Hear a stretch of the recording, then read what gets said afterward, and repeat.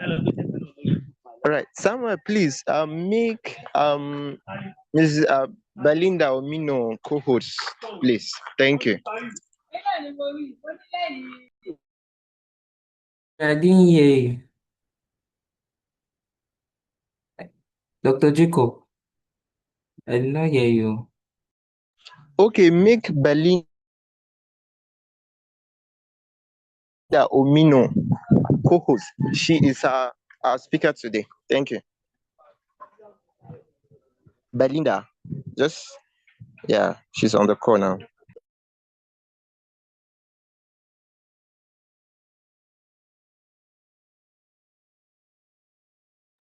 Um, Thank you so much again. Can see we are all communicating on the chat box, which is very beautiful to see. I will just give a few minutes, 3 minutes maybe, before we begin today's presentation. Let me allow Dr. Jacob to say a few words to actually just greet the champions.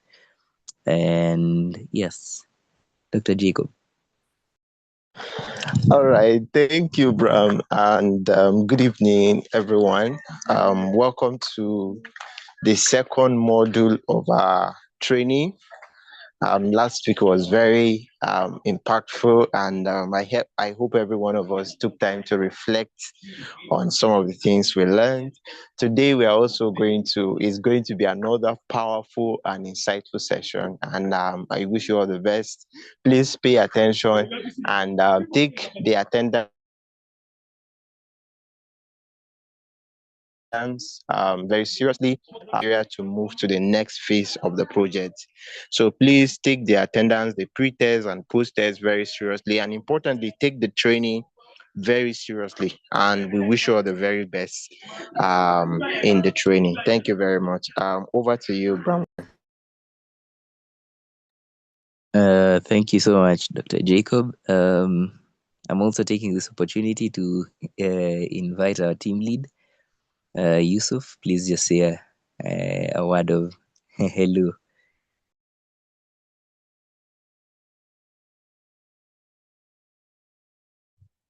So, good evening, everyone. Um, I think my voice has already said everything. That we should ensure we did the pre-test and also the post-test, because that serves as an attendance for those people that are on the call, and for those people that are not maybe due to. But I believe everyone should be able to join.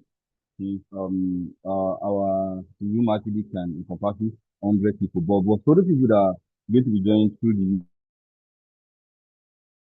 to do that as well. The link is going to be within as well. So thank you. Thank you so much, Yusuf. Is Jonathan here? Just say hi as well. All right. Good evening, everyone. Thank you for the opportunity, Mr. Bramwell.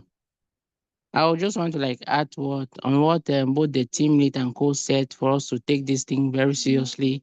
And if you would encounter any difficulties, just relay to the team. Thank you. Thank you so much, Jonathan. Yeah, I think we'll hear from the rest of the team later on. Now we move to the much awaited section of the day, which is basically the second module of this training. And with me here, I would like to introduce our speaker of the day. Her name is Belinda Omino. So she is a microbiologist and a research technologist specializing in animal health and biotechnology at CalRO. She contributes to regional surveillance through mobile-based application systems and vaccine development for zoonotic and transboundary diseases, including Rift Valley fever and PPR virus, that's pestes Petits ruminantes. Her passion for science extends from lab to the community through teaching One Health lessons to students empowering women in ASOL areas by advocating for climate smart agricultural practices. She's also an inspiration and a mentor to high school girls, inspiring them to pursue careers in science. Uh, Other than that, she is also an advocate for gender responsive policies and youth led One Health action through the World Food Forum. So let us all, I would say, clap our hands as we welcome the speaker of today, Belinda Omino. Welcome very much.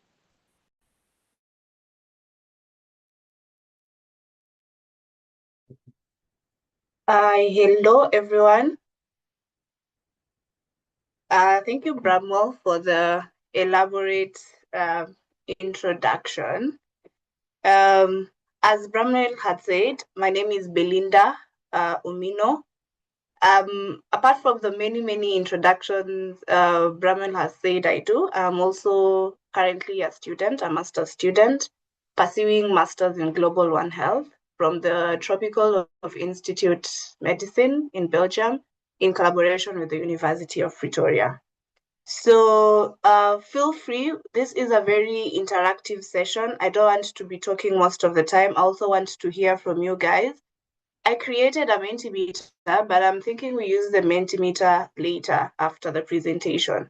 But if you have anything to contribute while I am doing my presentation, feel free to jump in, feel free to raise your hand.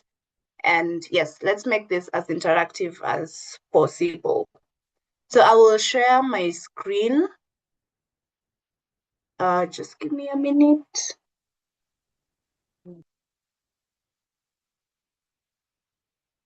One moment.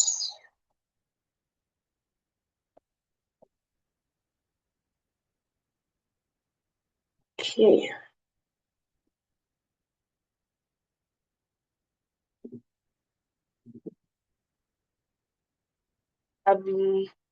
Can you all see my screen?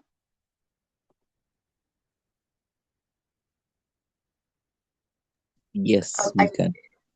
Yeah. So, Bramel, please tell Yes, me we if can see it. concerns, because I cannot see if there are any concerns from my end. So feel free to jump in as well. So yes, so today we will be talking about the responsible use of antibiotics in behavior change communication in the human and animal context. So I'm just curious to know from the audience, what is antibiotics? When someone asks you what are antibiotics, what would you say?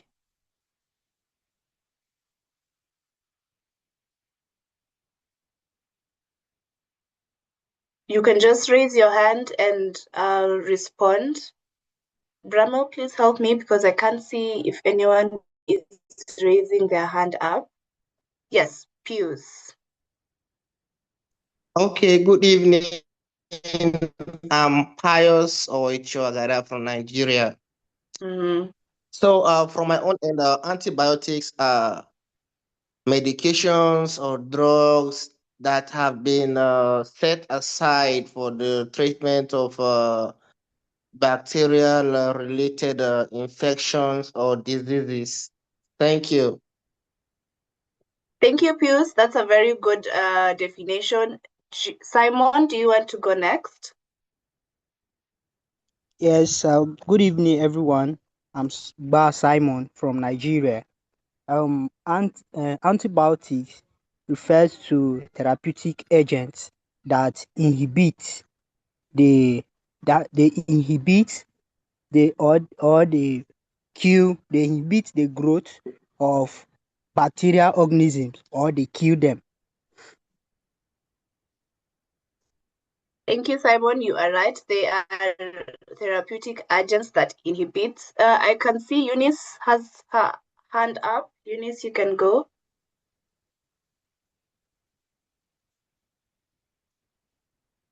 Hi, Eunice. Antibiotics. Okay. Good evening, everyone. I'm Eunice from Nigeria. Antibiotics are medicines that are used to treat bacterial infections either by inhibiting their growth or by killing them entirely. Thank you, Eunice. They are medicine that used to kill bacterial infection. Adam, would you want to go next?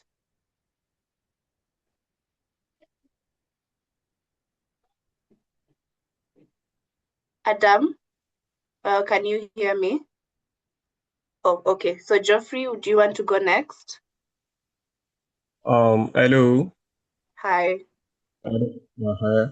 Antibiotics is a medicine used to kill or stop the growth of bacteria in the body. Thank you, Geoffrey, for your definition. We'll go to the last person, Israel. Israel Emmanuel.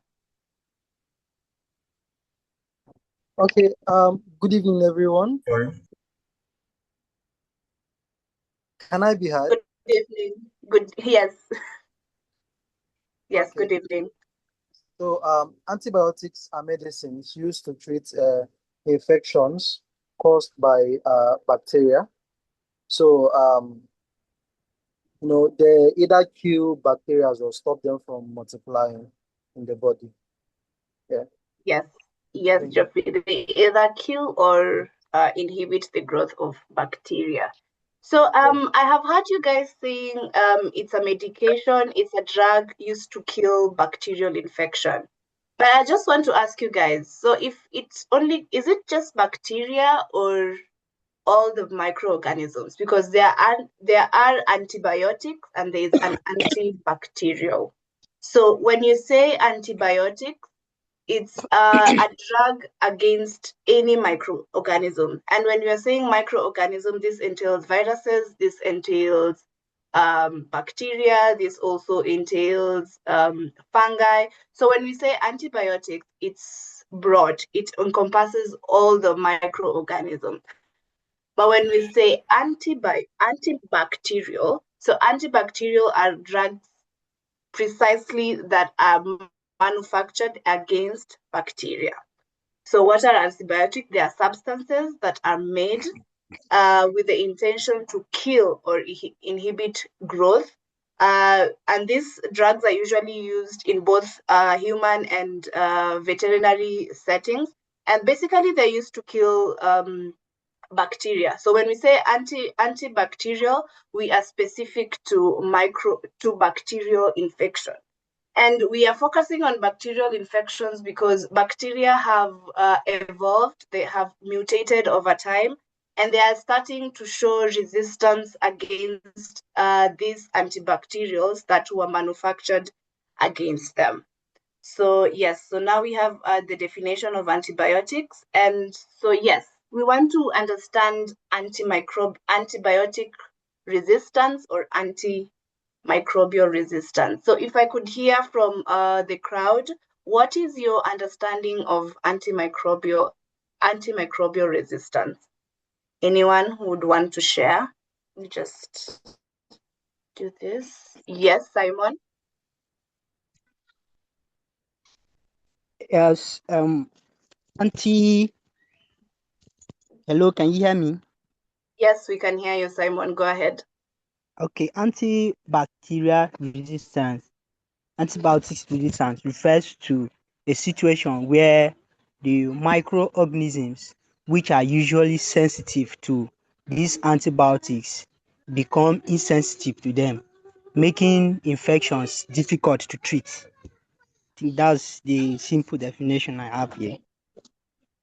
Yes, thank you, Simon, for your beautiful definition. Abdullahi, would you want to go next?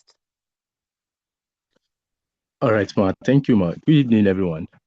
Good evening. Antimicrobial resistance, basically, it's a phenomenon that happens when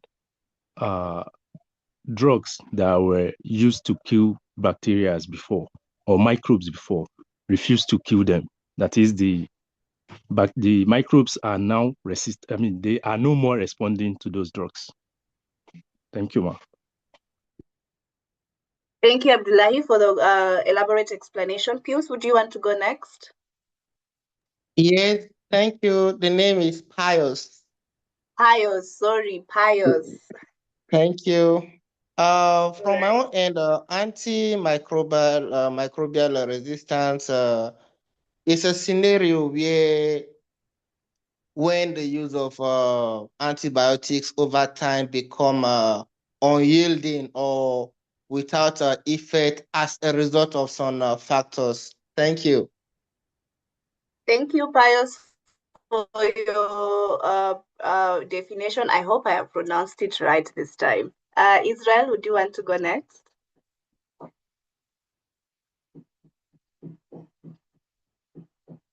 Hi, Israel. Don't know if you can hear me. Hi, I can hear you now. I don't know, my network has been shaky. So It's all right. Okay. Oh, can anyone hear me? Yes, we can hear you. Okay. Antimicrobial resistance is a condition where microorganisms, change over time, learn how to survive the drugs that are meant to kill or stop them from growing. Yes, Israel, thank you for your definition. Amir Sulaima, would you want to go next?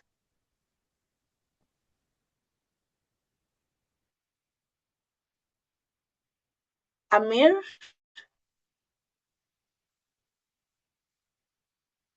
Okay, so if Amir is not able to speak, then we'll go to Geoffrey. Good evening, everyone. Good evening. Can you able to hear me? Are you able to hear me? Yes, we can hear you. So, antimicrobial resistance is when the drugs that were used initially to inhibit the growth of bacteria or production of bacteria are no longer inhibiting the growth of those bacteria, thus becoming the antimicrobial resistance. Thank you, Geoffrey, for your definition. That is absolutely correct. Eunice, do you want to say something?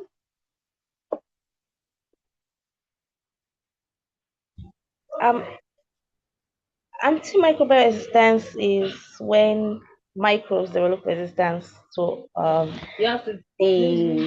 medicines designed to kill them.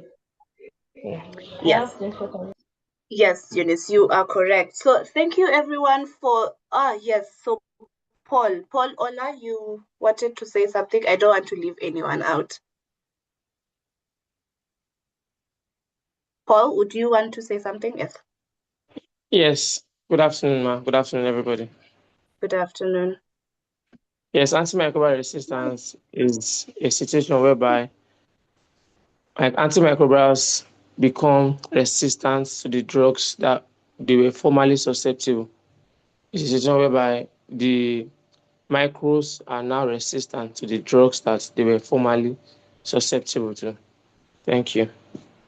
Thank you, Paul, for the definition. Adam, I think now Adam will be the last person because clearly you guys know what antimicrobial resistance is. So Adam, would you want to do the last definition of AMR? Thank you so much. My name is Musa from Nigeria. When we talk about antimicrobial resistance is when microbes change in a way that makes medicine used to treat infections is less effective or useless. Hello, can you hear me? Thank you, Adam. Yes, we can hear you, and we have had your definition. It's when when you say it, when the bacteria changes and alters so that the drugs administered against them are no longer working. So yes, so we will proceed, and all of you were right with your definitions on antimicrobial resistance. So it's basically a phenomenon or a scenario or a condition when bacteria evolves over time, because this is not something that happens immediately, like in a flip of a coin. This is something that happens over time. So as we all know, we have bacteria, gut bacteria that usually resides in our body, and they are commensal organisms, and what I mean is that they do not cause any harm to our bodies. But over time, when bacteria acquires, new machinery, I would say new machinery, they are able to alter how they present themselves. And then now when you administer drugs against these certain bacteria, they're able to resist. So say you go to the hospital and then you have an infection, a bacteria infection caused by E. coli. E. coli is also a very stubborn microorganism. So say you have an infection of E. coli, E. coli has mutated over time, and when you administer, say, a certain antibiotics, amoxicillin, against the E. coli, amoxicillin doesn't work anymore. So you'll be given a 5-day regime of medication, and then after 5 days, your condition is still the same. So there's no improvement. So that is the condition or phenomenon or situation where we say there's antimicrobial resistance. And please note that this is something that happens over time. It's not something that happens immediately. So I will just take you through how antimicrobial resistance occurs and what are some of the solutions that we can incorporate in our daily lives. So one common thing or one common behavior that we have as human beings is self-medication. So today I have a sore throat. I start feeling like there's a sore throat, and I go to the chemist, tell the chemist, hey, I have a sore throat. And the pharmacist tells you, it's a bacterial infection. And then you just take the antibiotics. So that is self-medication. Or let's say you feel like you have joint pains and you have a fever, and immediately, if you're from Kenya, especially the western part of Kenya, like I am from, you'll just immediately say, this is malaria because I have joint pains, I have a fever, this is definitely malaria. So I just go to the chemist and say, please give me drugs for malaria. So that is self-medication. So you find that this brings resistance in that probably what caused your sore throat is Staphylococcus aureus. But the amoxicillin is not an antibiotic against Staphylococcus. So, you are treating yourself with the wrong antibiotic. And so after some time, because the antibiotic was against E. coli and not Staphylococcus, really, there's no medication that has happened over time. The second cause is agricultural and veterinary use. And when I say agricultural and veterinary use, is that in the agricultural industry, especially in livestock, poultry, we use antibiotics a lot as growth promoters. So you're a farmer, you need your pigs to be ready in 6 months. Ideally, when they're growing naturally, they can't take 6 months to be fully grown. But when you use antibiotics, the antibiotics sort of like boosts their growth and development faster. So farmers who are very money oriented. Okay, almost all farmers are money oriented, but you as a farmer, you want your money to come in quick. So you'll use antibiotics just as a growth promoter. And then you do over time, these animals develop resistance against these antibiotics. Say I was giving my animal amoxicillin, which is against E. coli. So one day when my herd of animals actually get an infection against E. coli, the drug, the amoxicillin that I had been giving as a growth promoter will no longer be able to work as an antibiotic. So overuse, especially in the agricultural sector, leads to a lot of antimicrobial resistance. And this resistance have been shown that they can move from animals to human beings. Like there's transfer of genetic material in terms of resistance from animals to human beings. How? So I'll still give an example of the pig. So I give my pigs antibiotics for some time as growth promoters. and then I go and sell my pig in the farm. As a buyer, I will buy, slaughter my pigs. But we forget that these growth promoters, in a way, they get deposited in the body of these animals. So when we eat these animals, we also ingest some of this resistance gene. So when one day I get a similar infection, the antibiotics will not be able to work in me as a human being. And that applies also to chicken as well. We give chicken a lot of antibiotics, and we eat this chicken and we also eat their eggs. So there's that transfer of resistant gene from animals to human beings. Also, cultural practices can be a way of acquiring this resistance. Like in certain communities, they do not believe in medication. So they'll look for other alternatives to treating these infections and not use the right antibiotic for that particular medication. Another cause is inadequate diagnostics and prescription. So this also ties to self-medication. Again, you go to the hospital, you're not sure if you have an infection, if it's viral or bacterial, because for a viral infection, the regimen of treatment will be different from the bacterial infection. And as we know, all viral infections do not need antibiotics, but bacterial infections need antibiotics. So let's say I have a flu and I go to the doctor. I really am not sure if this flu is caused by a bacterial infection or a viral infection. Most flus are usually viral infection, but we find that in most cases, the drugs that we are being given or we give ourselves are antibiotics to kill viral infection. So this is how over time we acquire this resistance.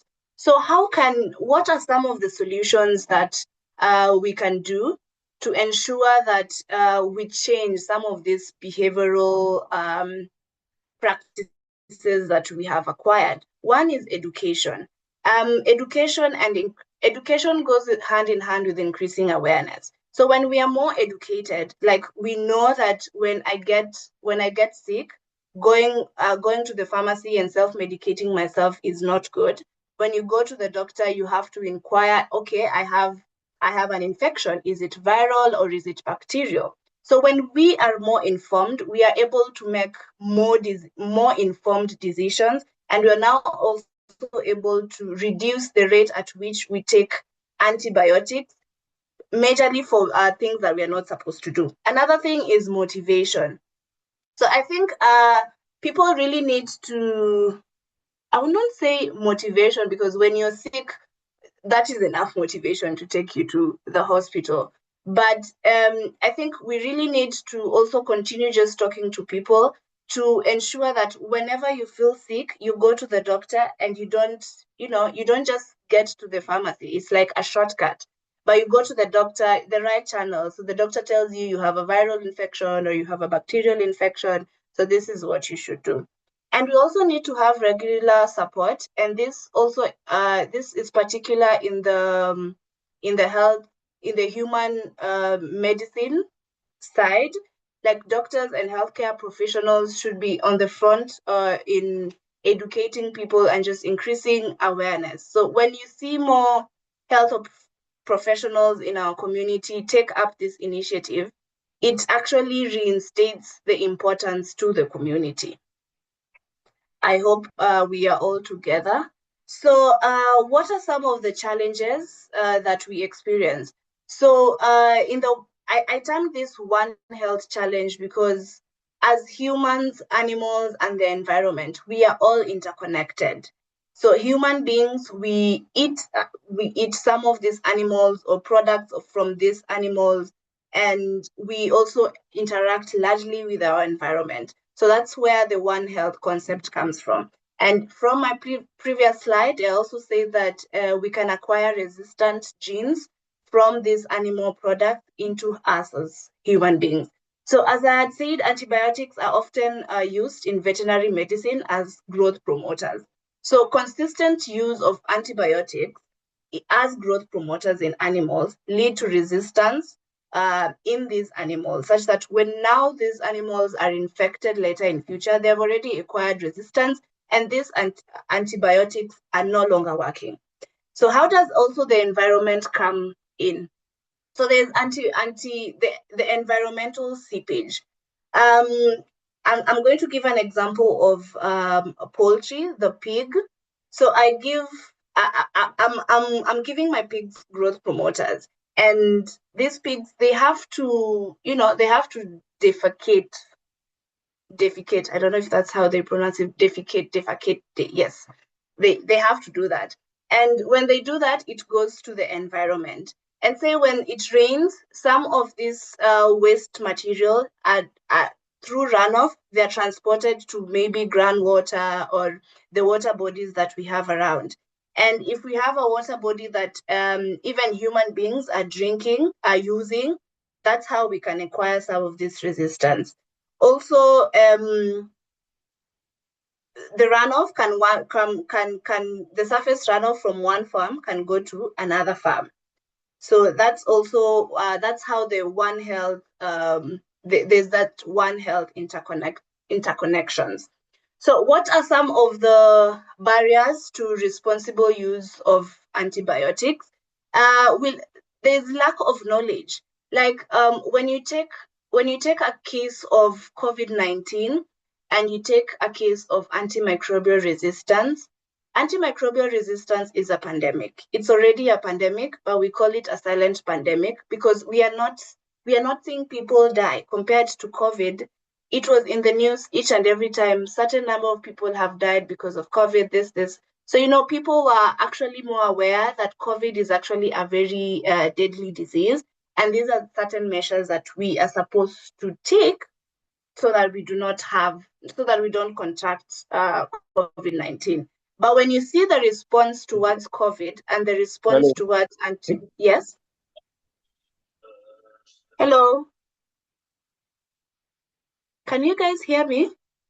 Should I continue? Yes, we Yes, can hear you. continue. Okay. Okay, so as I was saying, the attention that was given to COVID-19 it's very different from the attention being given to AMR. We are not seeing in the news that people are dying of AMR. We are not seeing in the news that drugs are no longer working, antibiotics are no longer working. And this is something that is happening in real life. So limited awareness. Also, people do not know that intake of antibiotics all the time can lead to resistance. So these are some of the barriers. There's limited awareness of antimicrobial resistance and also just the proper use of antibiotics. So there's also the economic incentive of overprescribing in healthcare sectors. As we all know, I will give a case of my country. There's a lot of over-the-counter medication. Why? Because people in the pharmaceutical industry are also in business. That pharmacy in your community is in business. The more he or she sells the drugs, the more he will be earning and sustain themselves. And ideally, that is not right. Pharmacists should give medication based from a doctor's prescription. And when we say we are only giving medication of a doctor's prescription, there'll be limited use of just buying and purchasing antibiotics. So this is also one of the major reasons that have led to AMR, antimicrobial resistance. So also cultural belief influencing antibiotic use practices. So some of these cultural beliefs is, for me, when I was growing up, I knew or I believed that when I get sick 1 or 2 days, after taking medication 1 or 2 days and I'm okay, I stop and my life continues. But you see, when you take your medication and you do not complete the dose, you are allowing this microorganism to continue multiplying. So say I have a bacterial infection and I have been told or it's been prescribed for 10 days. Most of the time, when you get to the 4th or 5th day, we are already feeling better. And most people prefer not to continue with this drug. And when we do that, is that bacteria has not been killed entirely. Yes, you're feeling well because, the bacterial load in your body has been suppressed and the immunity has also been boosted.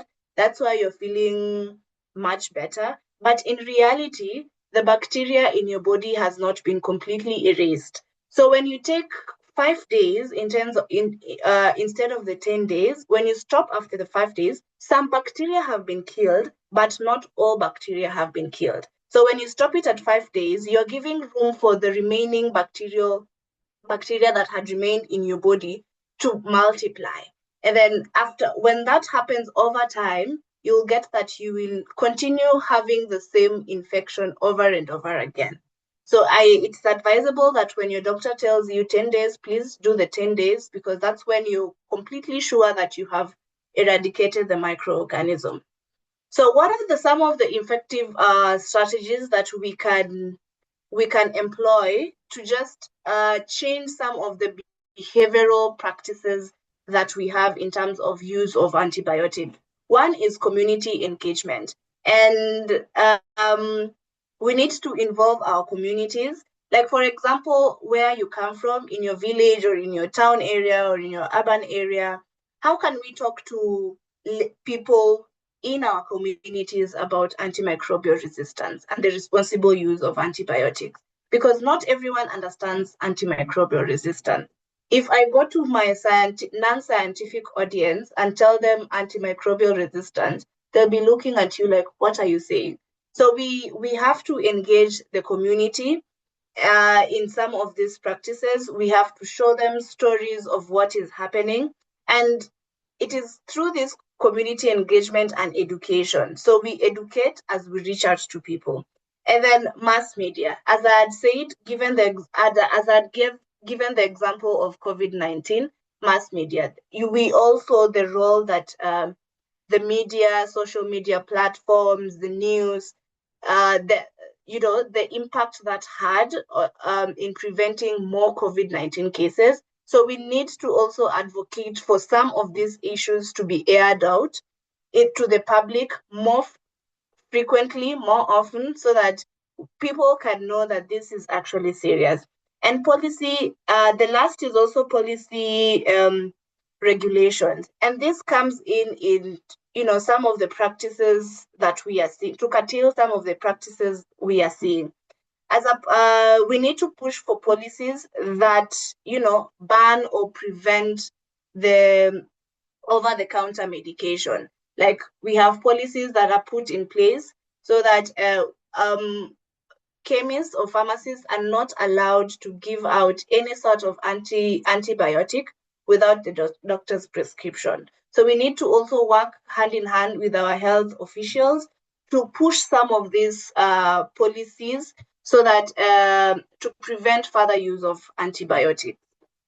So behavior change models. So what are some of the behavioral changes that we can incorporate as human beings to change the practices that we are seeing happening in our community? And this is it's a bit complex, but I'll try to explain that, behavioral changes happen over time.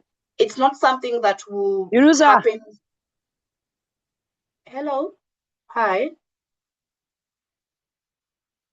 Can I continue? Yes, so we'll just continue. So some of these behavioral changes that I said, it's behavioral changes it's not a one-time thing. It's not like I would go and talk to my grandmother in the village and tell them, stop using antibiotics for cows, and then tomorrow they will stop immediately. It's something that takes time, and it has stages. Like, one, pre-contemplation. People know that well, a majority of people know about antimicrobial resistance, but they're like, okay, it's antimicrobial resistance is there. It's probably too far from me. It can't affect me in one way or another. And then when now we increase our awareness, they'll start saying, oh, okay, so it's actually killing people. Maybe I should stop doing this and this so that I also should not be affected. And then there's also now that preparation. Once someone has accepted that, okay, yes, this is a problem that is there with us, from an individual perspective, if I am a farmer, if I'm a health professional, and if I'm just me, if I get sick, what are some of the actions that we need to do? So when you start contemplating, you also start preparing. Like once you know that when you take antibiotics for a prolonged period of time, there's resistance, or as we have said, it's not good when you've been told it's 10-day medication, just do for the 10 days.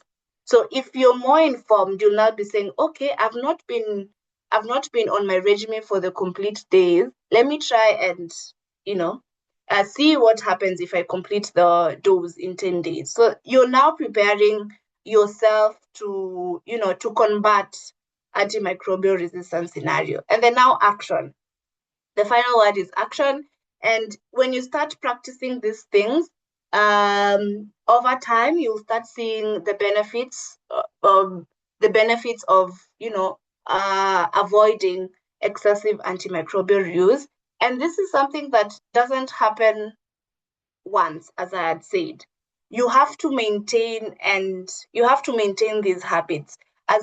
They usually say, a habit takes like 3 weeks for it to be, a normal, a routine, a habit for you. So for a farmer, it might take 6 months, it might take a year, but behavioral changes are usually, it's not one time thing, it's usually a process. So what are some of the ways that we can use to effectively change some of these behavioral changes we are seeing?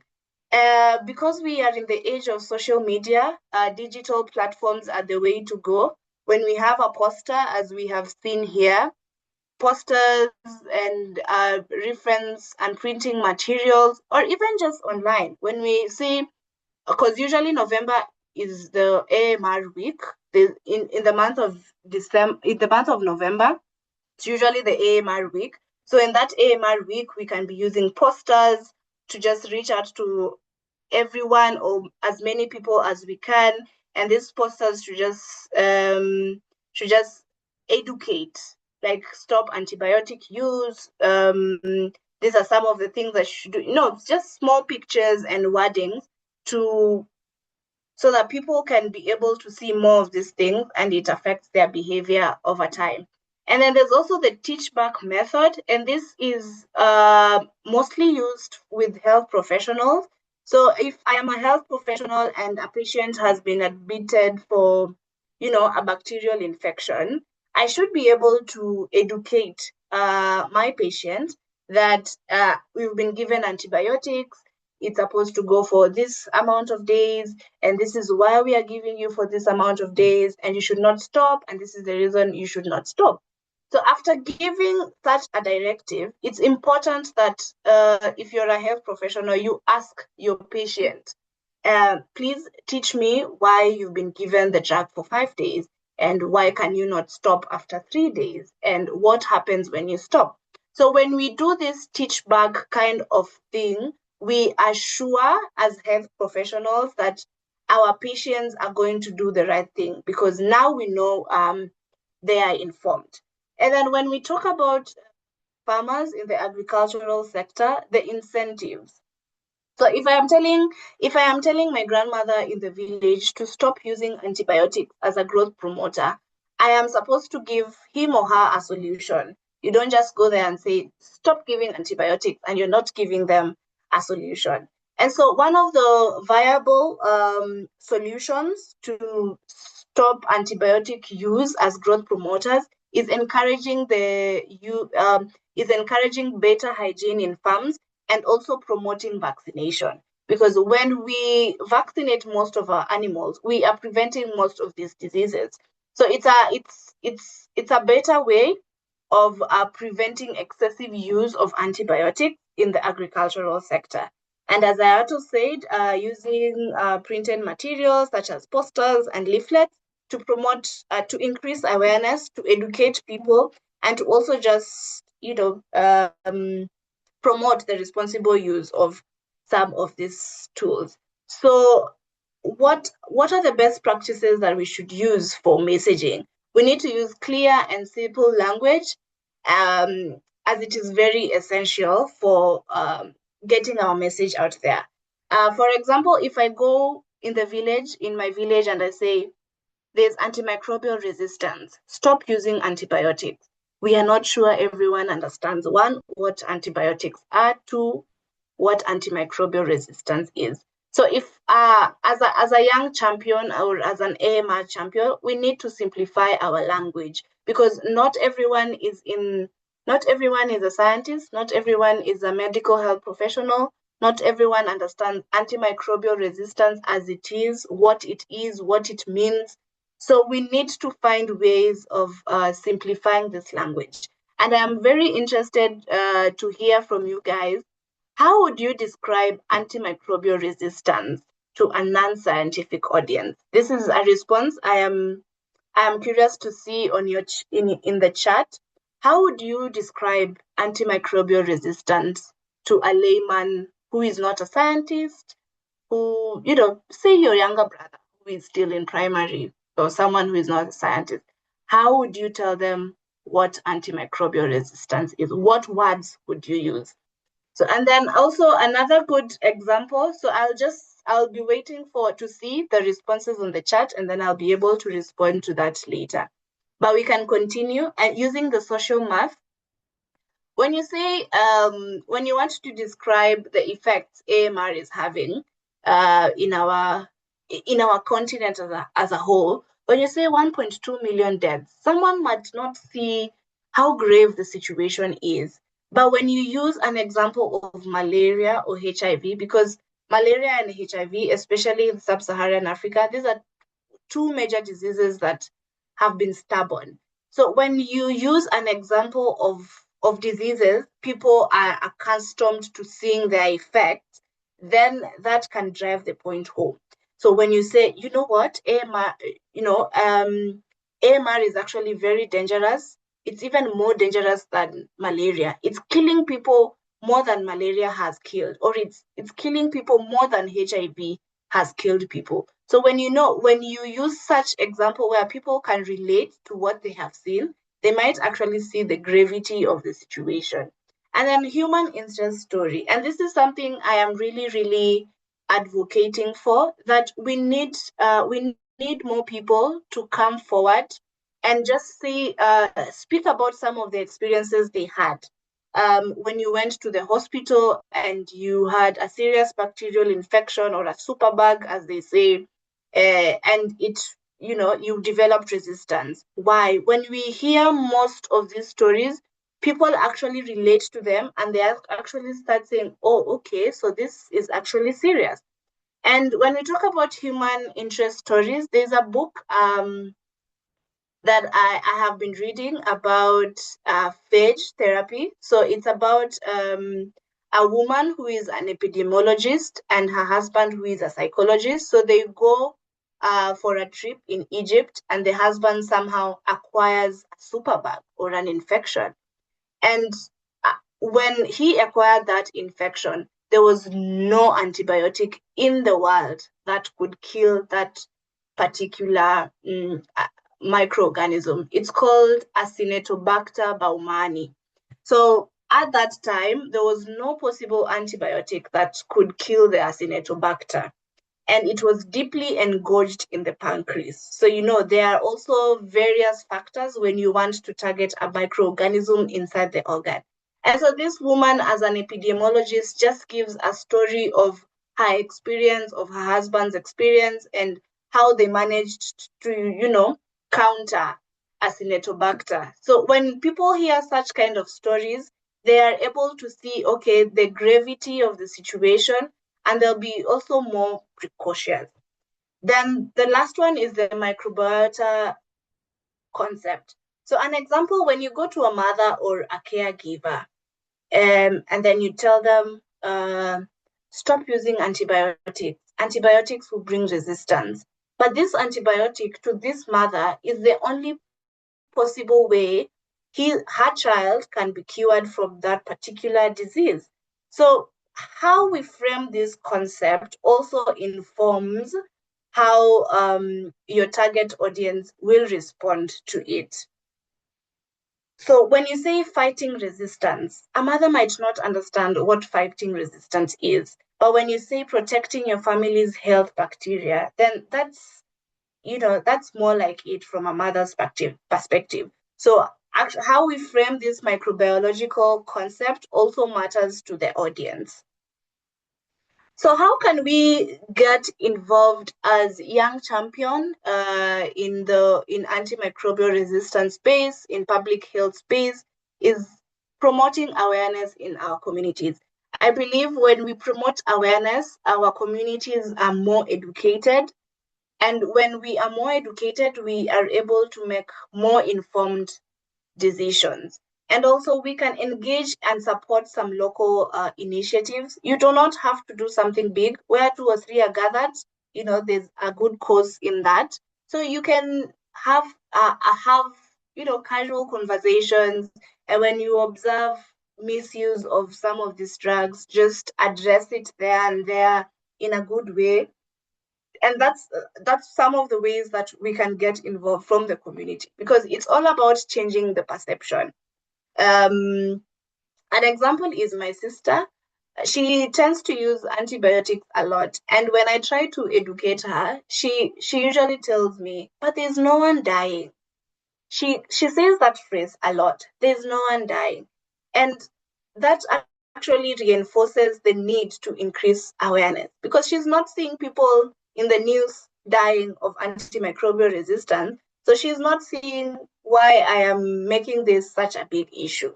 So we need to increase awareness and we need to teach people. So in the slides, I wish I could have put a link, but these are some of the reading resources that you can find online. A report, a global action plan that was produced by the World Health Organization in 2015 to just combat antimicrobial resistance. So if you have time, you can go and look at that. And then also FAO and World Organization for Animal Health, they have an organization, and they actually give more information on how to share responsibilities and coordinating at community level, national level, and global level. What can we do? And there's also the last article that talks about health behavior.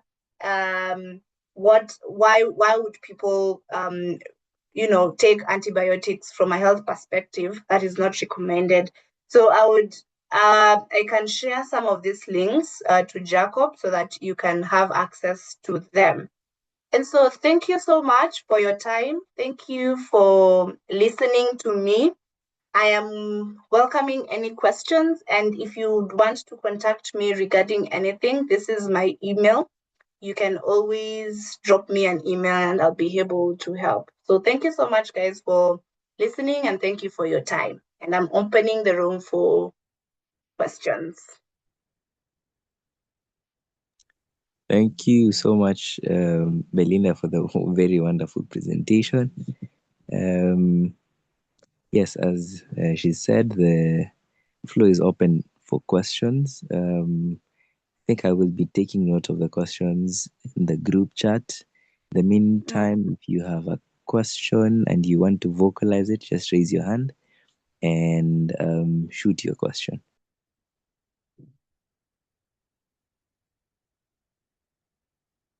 Yes, Solomon, I can see you have your hand is raised up. Okay, thank you, guest speaker. I hope I'm audible. Please confirm if I'm audible. Yes, you are. Okay, so thank you for the presentation and for taking your time to educate us. I have about 3 questions. The first question is that I understand that antimicrobial resistance is a self-inflicted problem, but is there any research that has been done or is being done to ensure that we get drugs that will not be susceptible to antimicrobial resistance over time? And if that research is being done, how far has it reached so far? Then another question is that, in your opinion, why do you think that the ministries of health in our various African countries are underfunding the antimicrobial sector compared to other diseases? Thank you.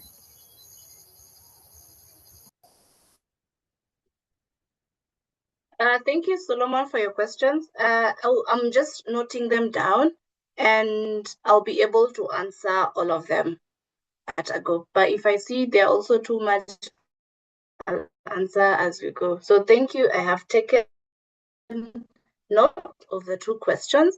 Geoffrey, would you want to go next?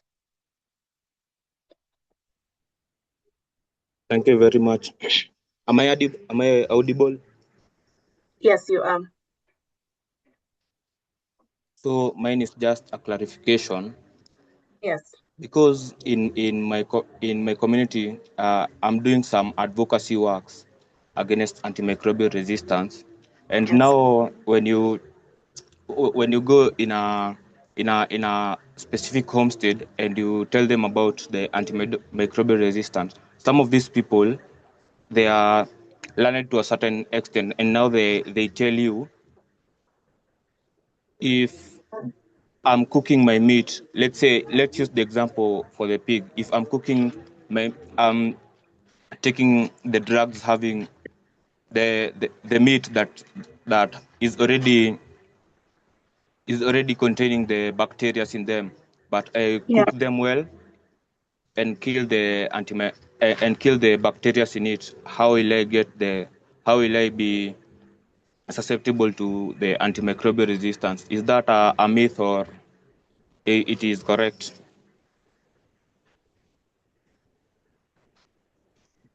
Thank you, Geoffrey. I feel like I should answer these questions as they come, because I'll forget the previous question. So let me start with Solomon's question, then I'll go to Geoffrey's, and then we'll have more questions. So Solomon's first question was, is there research being done to alternative antibiotics? Yes, there's research being done on alternative antibiotics. And if you go into the pharmaceutical industry, we all know that, developing a drug and actually that drug having FDA approvals and being released to the market, like one drug can take like 10 years. One drug can take about 10 years for it to reach the market, because there are certain trials, clinical trials that it has to go through to ascertain that it is completely safe for human and also animal use. So that takes some time. And we probably do not have 10 years or more to, cure some of these things. What happens between now and the 10 years? So there is alternatives. There's phage, bacteriophage use to combat to combat bacteria. And if you all know the definition of bacteriophages are viruses that actually kill bacteria. So this is a very biological way of action against bacteria. So bacteriophages are they're very target specific. Like if we say, I'll just be very simple. If we say bacteriophage A is against E. coli, then bacteriophage A cannot kill staphylococcus. So yes, there is research going on alternative use of antibiotics, and bacteriophages is one of the alternative ways. So you can just do a complete literature review search to know what is happening on bacteriophages. Also, I have been doing a training on phage therapy, and this training happens here in Kenya. So if you're interested in, learning more about bacteriophages and phage therapy, you can reach out and I can connect you to the right people so that you can also have training on the alternative use of antibiotics, which is the bacteriophages. And then the second question for Solomon was, why do you think ministries are underfunding? One is because we, as the professionals, as medicine, because our ministers are politicians. They are not health professionals. They're not doctors. They're not veterinary officers. So they probably do not know that this is something of importance. And if they know, they are not getting the adequate push, to highlight some of these problems. So I would say that we are also lagging behind as scientists, because we are not telling some of these decision makers that this is actually a pandemic waiting to explode. So yeah, that is how I would term it. And then Geoffrey also asked, yes, so about the transfer of resistance from food to human beings. Yes, it is something that is there. It's something that has happened. A study has been done on chicken to show the transfer of resistance gene.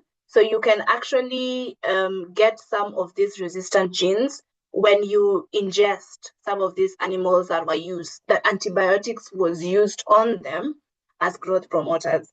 I can also share links to articles that talk about that, and you can be able to see it's not something we are just saying. Okay, so I will get more questions. Hussaini, would you want to go next? Muktari Hussaini.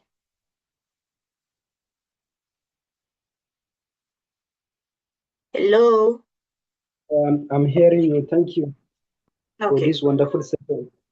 I just wanted to have some little guide about how to approach community members about this program. Okay. Okay, I've gotten your question. I'll maybe answer them. So Joshua, would you want to go next?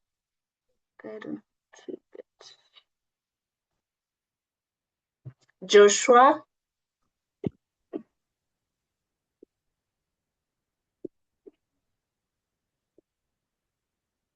Hi, Joshua.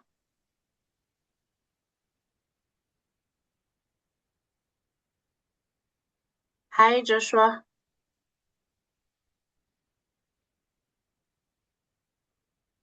Okay. Can you hear me, ma? Yes, we can hear you now. All right. Good evening, ma. Thank you so much for the insightful session. So I just want to ask a question based on my previous experience during one of the advocacy on antimicrobial resistance. Yes. So I want to ask, in a situation whereby you want to preach the gospel of antimicrobial resistance to some kind of elders, and from their own experience of antimicrobial resistance, they'll be like, oh, this is what we have been doing for the past 30 years, and there is nothing like resistance or something. So in this type of situation, what do you think we can do? How do we approach this type of situation? Thank you, ma'am. Okay, thank you. Your question is quite similar from Hussaini, so I'll answer all of them at once. Jacinta, would you want to go next?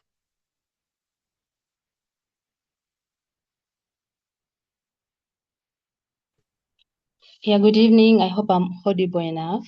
Yes, you are.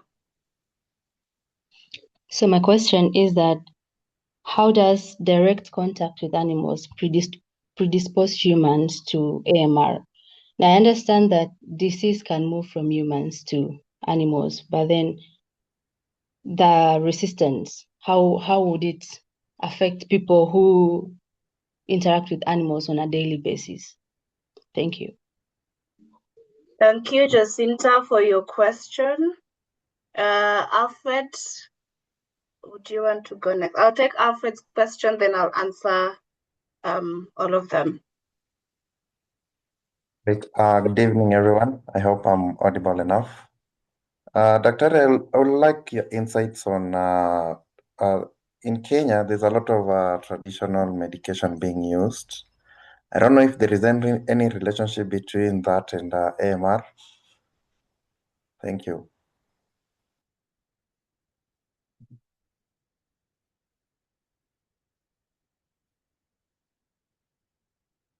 Sorry, I was just taking notes so that I respond to the questions.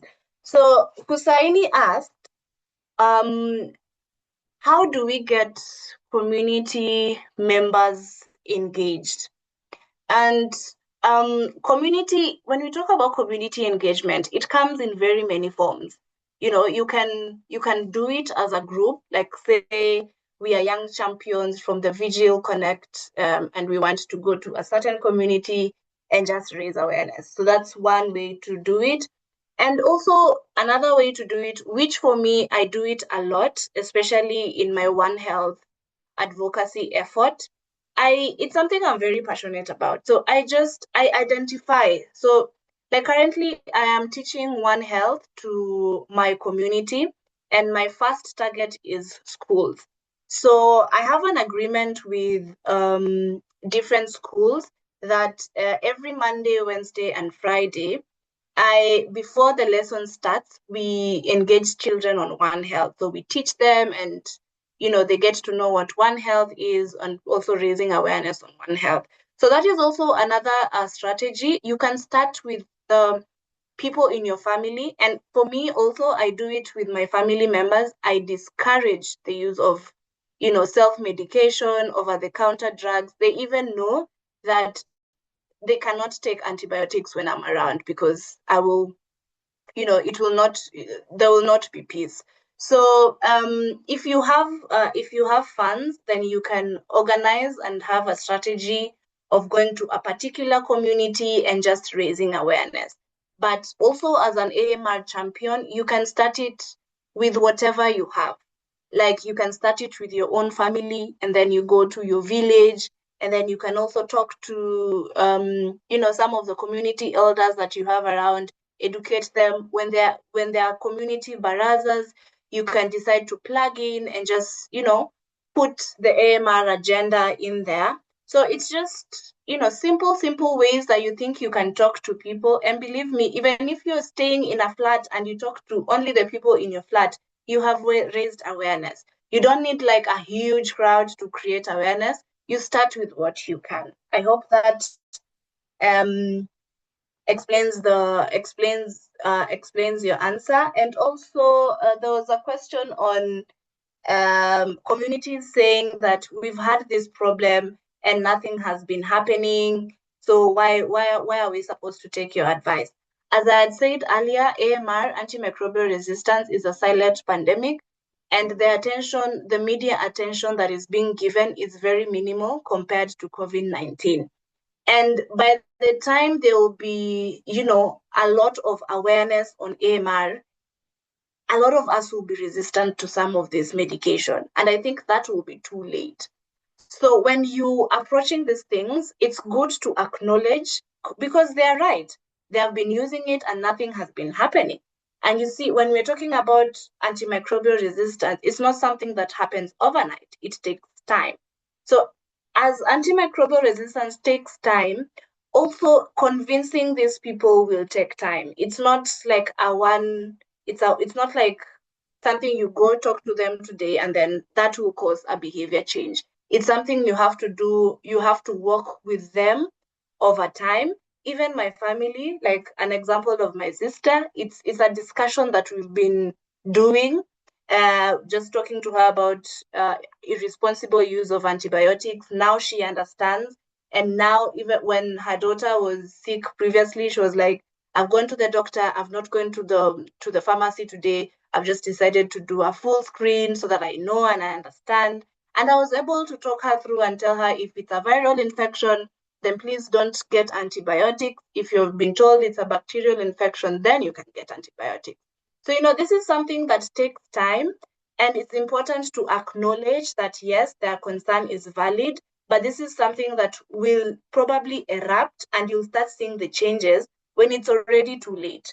And we are trying to prevent that. So when you prevent, and then you'll not have the cause.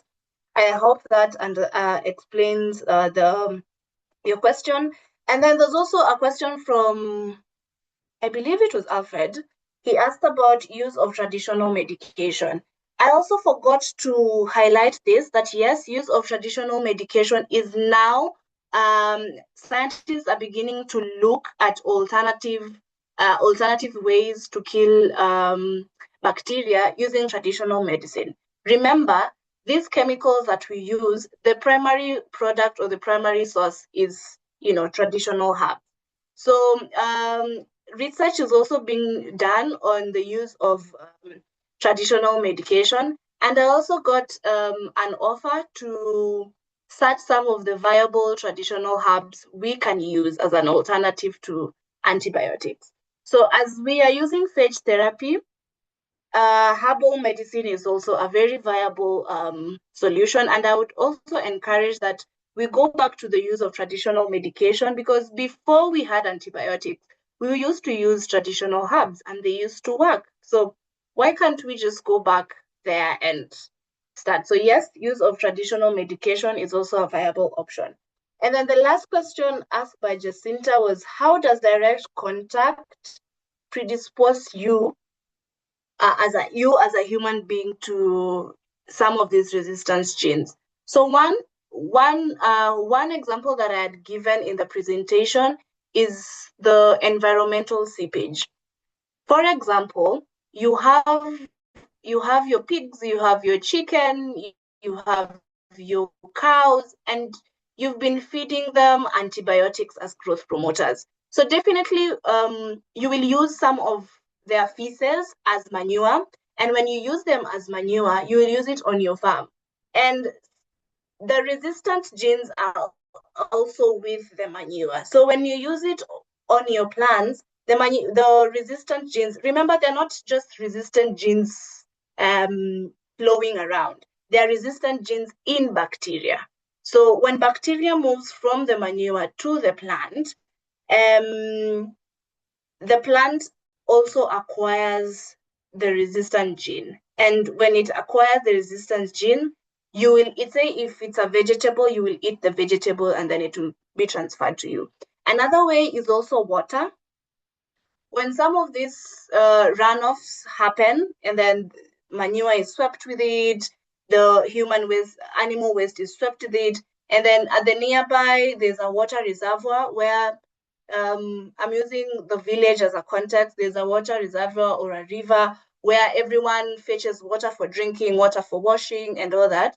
So when you use this same water that has the resistant genes, when you drink it, you definitely acquire the genes. So I think those are the two examples that I would give right now because of time. And I'm seeing there are more hands. So I'll ask Amir to go next. Okay, Ma, can you please hear me? I don't know. Yes, we can hear you. You can hear me or not? Okay, Ma, my question is in your presentation. Can you please hear me, Ma? We can hear you, but your voice is breaking, but we can hear you. Okay, in your presentation, Ma, you made an example that if someone's asked to take 10 doses for the drug dosage, and he took 5 days dosage, and remaining 5 days, so he was killed or treated 50% of bacteria, isn't it? Can you please hear me? You are breaking, Amir, but if I got you right, you are asking about the treatment regime. Like if you're told, take your drugs for 10 days and you take it for 5 days, is that it? So I didn't get the exact question. Yes, ma'am. So my question is, when I treated 55% of bacteria, so can these things be the causes of major causes of antimicrobial resistance, so that the other bacteria that have not been treated will be resistant in your body and understand the certain and antibiotic I have been took in last time? That is my question, man. I don't know whether you can got me. So if I understand you correct, Amir, you're asking that if you're given drugs for 10 days and you take it for 5 days, and it was a drug against E. coli, so the next time when you have a staphylococcus infection, will that work? Is that your question? Yes, ma'am. Yes, ma'am. Yes, ma'am. That's my question. So what I meant in my presentation was that if I have an E. coli stomach infection, and then I've been told by the doctor to take the antibiotic for 10 days, but because after the 5 days I was feeling better, and I was like, okay, I will just save this drug for, when I get the next infection. So what you're actually doing is that the bacteria in your body is actually being suppressed by the antibiotics. But in terms of population, not all bacteria that is causing the infection has been killed. So when you take it for 5 days, you'll seem like you are getting better because the bacteria is being suppressed by antibiotics, and also your body's immunity is gaining that strength to protect you against the infection. But remember, in terms of population, you didn't kill all the bacteria that was causing infection. Like there's a certain population that remained, like let's say 10 CFU of bacteria remained in your body. So when it remains, it actually gains mechanism of evading the immune system. The bacteria becomes clever in your body. So it will now know how to survive against this particular antibiotic that you've been taking, and two, it will also know how to evade your immune system. So as it learns these mechanisms of resistance in your body, it also increases in population, such that when the population increases the next time, and your immunity in one way or another cannot fight the infection, because one, the bacteria has learned how to evade your immune system, and it has also changed its surface receptors, so that even the previous antibiotic that you are using, say amoxicillin, can no longer work against it because it has already changed its surface receptor. So amoxicillin cannot target it. So it's just preferable that you use it for 10 days. And when you're asking E. coli and staphylococcus, there are certain bacteria that are broad range. There are specific bacteria and are also broad range bacteria. Like when you talk about Enterobacteriaceae, these are microorganisms that affect the gut. So, there are certain broad micro antibiotics that work against these microorganisms from the same family. But if there are microorganisms from different families, say E. coli and then Acinetobacter, those are two completely microorganisms, so that those are two completely different antibiotics. I hope that answers your question, and then we'll have our last question from Adam. Thank you, Ma. My question being answered clear and understandable. Thank you, Amir. I'm glad. So Adam will have your question. All right, thank you so much. Can you hear me clearly, please? Yes, we can. Okay, my question goes on this. In our rural areas where cultural practices are strong, how can we effectively introduce the concept of AMR to the communities? That's a very good question. I think in communities where there's heavy cultural practices, the best way is using the scenarios or the examples that are there. Like if, I don't know if this community, because now I'm putting a community in context. So if you observe that a particular farmer or your neighbor farmer is using a lot of antibiotics as growth promoters, you can tell them, hey, you can just approach them in a very friendly way and tell them, you've been using antibiotics as promoters. Why don't you try vaccinating your animals? And then you give them a reason why you're suggesting vaccines over antibiotics. So, also when it's in their farms, you can say as a preventive measure so that you don't have to use antibiotics. If you have alternative natural ways of combating diseases, that also helps.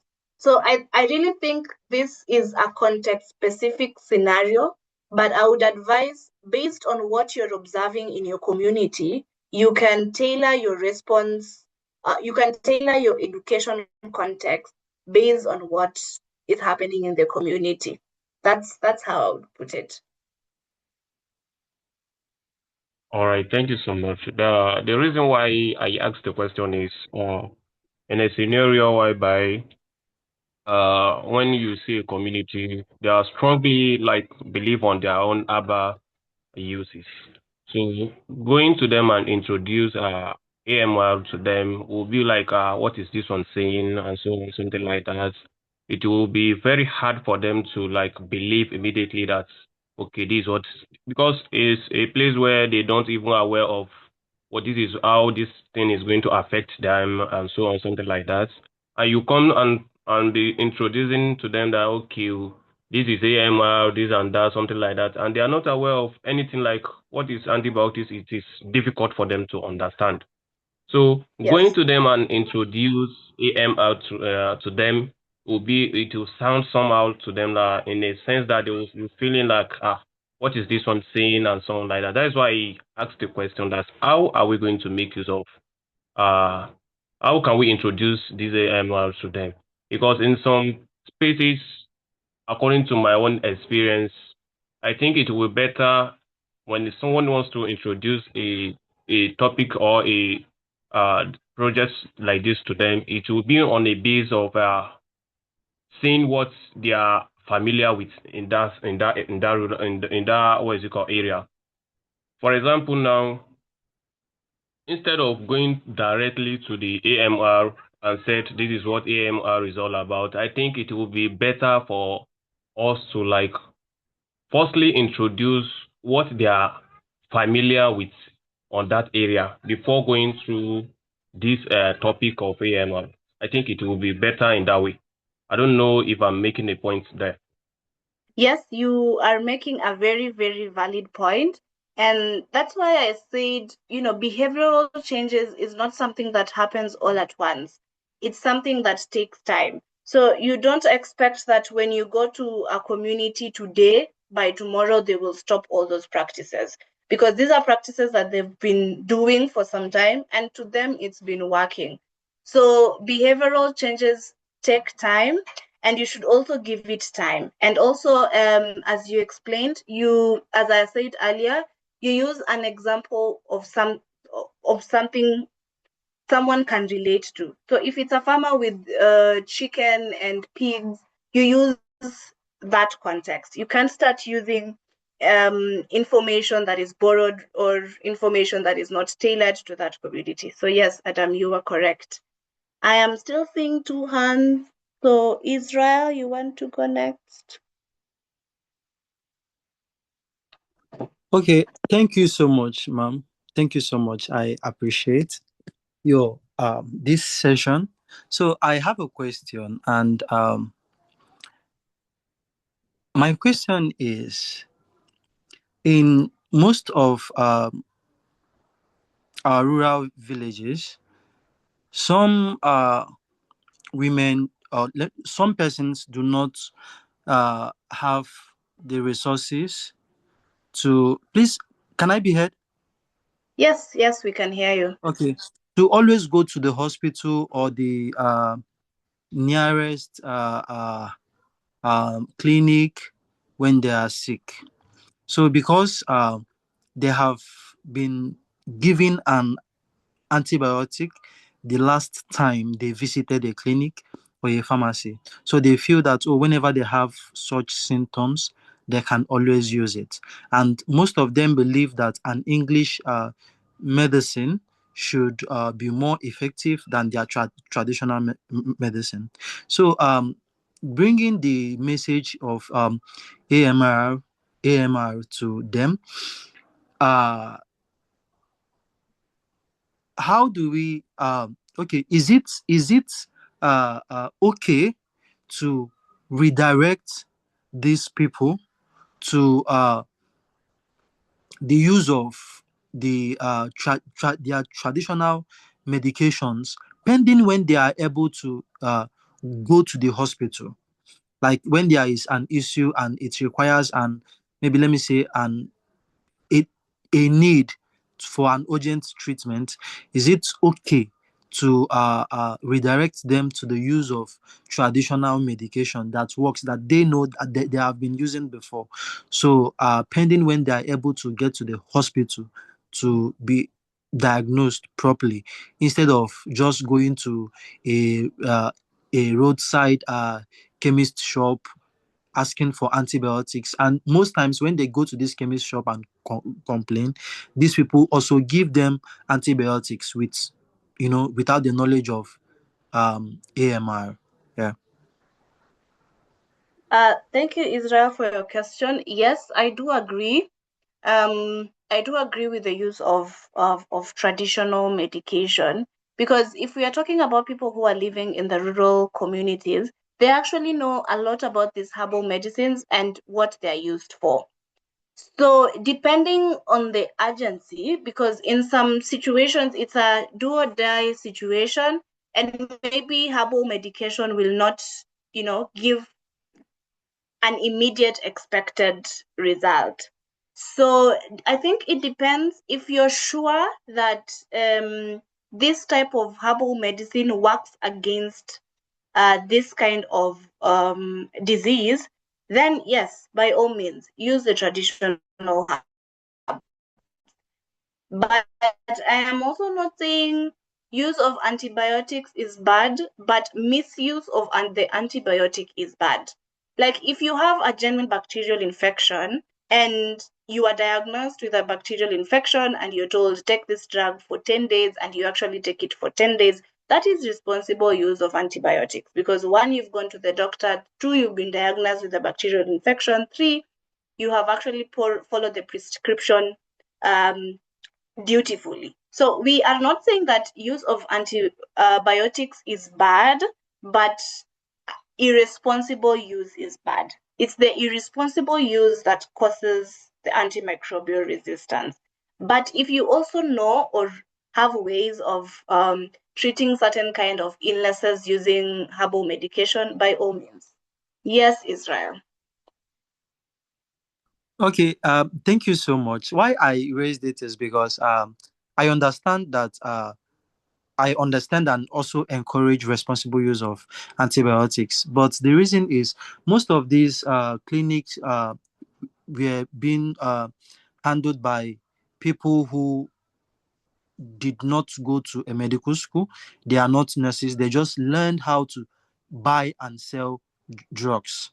So, and when you go to them, they diagnose you based on what you tell them, not based on proper medical diagnosis. No, when you tell them, oh, I'm having headache, I feel feverish, and I'm having pain in my left leg or my right leg, they will just tell you, oh, these are the symptoms of malaria, or these are the symptoms of typhoid. So that is why I said, I asked if it's okay for them to continue with the traditional medicine that they have been using, that they are aware of, pending when they are able to go to a hospital where they will be diagnosed properly. And thank you so much for addressing that and for saying that they can, because of the truth, most people in these rural areas know much more better use of traditional medicines.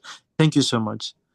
Yes, Israel. Thank you also for highlighting that. And when we're talking about Alfred, when you're talking about use of traditional medicine, Alfred, maybe you could also just think of going back to our rural communities and just finding out this herbal medicine, what is it against? And that could also open another way or leeway of alternatives to antibiotics, so that I know if I have, well, it's hard to know if you have an E. coli infection, but if you have a sore throat, this is the kind of herbal medicine that you take and it works. So it will also contribute to the reduction of unnecessary use of antibiotics. So yes, seeing that there's no other hand that has been raised, I am imagining that we are all okay. We are good to go. I will share the links to the reading resources to Jacob. I will also share the links to the various articles that actually describe horizontal transmission of resistant genes. So I will share that with Jacob as well so that you can also read. And I'll also share what was the third thing I'm supposed to share. Yes, I will share all those. But the first two I'm making a point to share. All in all, there's no other hand raised, so I am guessing that we are all okay. We have been educated. We are satisfied, at least, with some of the knowledge that we have gotten. And I am actually employing all of you. We are 52 in this module. That let us just start, however small we can, with the available resources that you have. If you are observing unresponsible use of antibiotics in your family members, start with your family members. If you're observing it with your farmer friend, start the education with your farmer friend. We do not have to wait for, we do not have to wait for a lot of money to do some of these things. And also, if you can have a meet like this and just share your insights, is also very beneficial. So thank you so much for engaging me as well, guys. Thank you for listening. Hello. I enjoyed the presentation. Yes, Zipporah? Sorry. Yes, so I was not able to raise my hand, but I had a Okay. question. Okay. Can I ask? Yes, yes. So normally, some people use something like benzyl peroxide. It's an ointment. It's antibacterial. So it's normally bought over the counter, but many people use it like a normal day-to-day face cream. So how will that affect people, or should people also need to be taught that that is dangerous, or is it just something normal?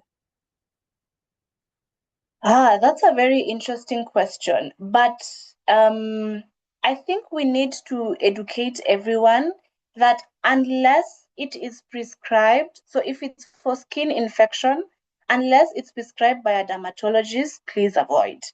If it has been described by the dermatologist, or when you're from the hospital and you've been told you can use this to help you out, then by all means use it. But I would discourage the use of over the counter, especially from the skin, because we've had cases of skin cancer, and this is something that happens also over time. So one time, you've been using that ointment on your face, and then you'll hear many years later that you have developed cancer, and then you'll ask yourself, skin cancer, where did I get that? But it's some of these practices that we do over time, and we think that they do not have an effect, but we come and see their effect later.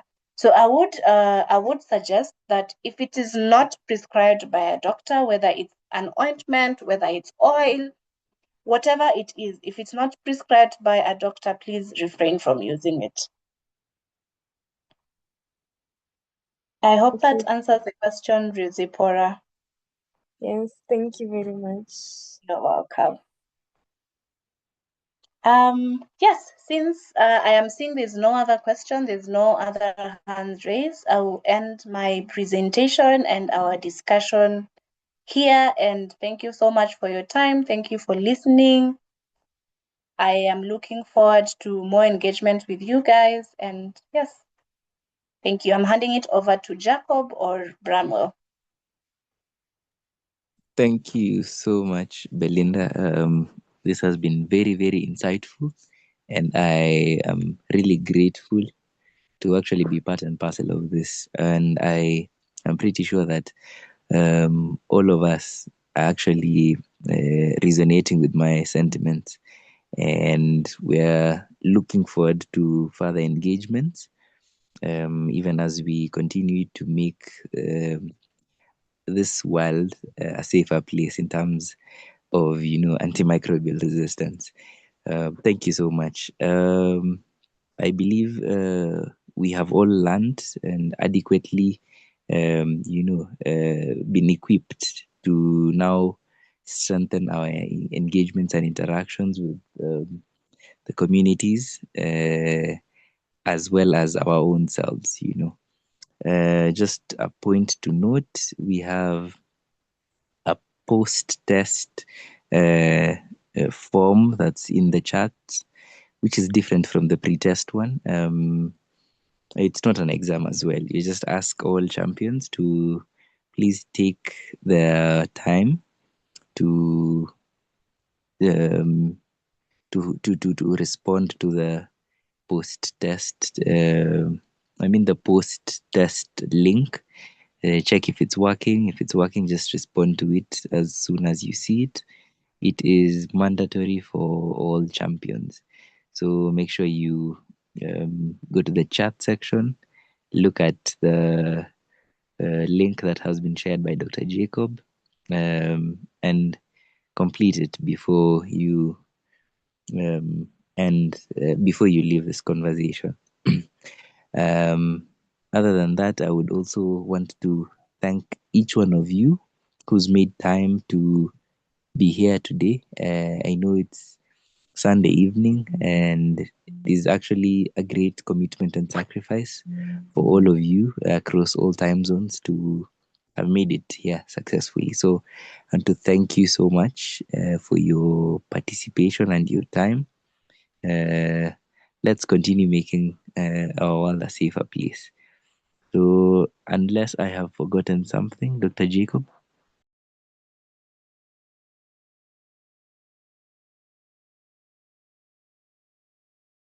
All right. Thank you so much, Bram, and special thanks to our speaker once again for honoring our invitation and for the wonderful presentation. Thanks to every participant. So we'll continue next week, next Sunday. We may likely have another session on Saturday too, but for Sunday, we've confirmed that we are going to have another session next week, Sunday, same time, 5 p.m. West African time and 7 p.m. East African time. Then for Saturday, there's a little adjustment on the schedule we sent to you all. We'll get back to you on the group if it's going to hold on Saturday as well. So please let's prepare towards that. Thank you so much. Back to you, Bramwell. Thank you so much, Dr. Jacob. I believe all has been communicated well and clearly. So once again, thank you so much to our presenter, Belinda, for a very wonderful presentation. And thank you to all of us who made it possible to have this meaningful conversation. Yes, I would now beg to end the session here, and please also just remember to fill the fill the form before you leave here. Yes, so thank you so much, and yeah, guests can leave at their own pleasure. Thank you.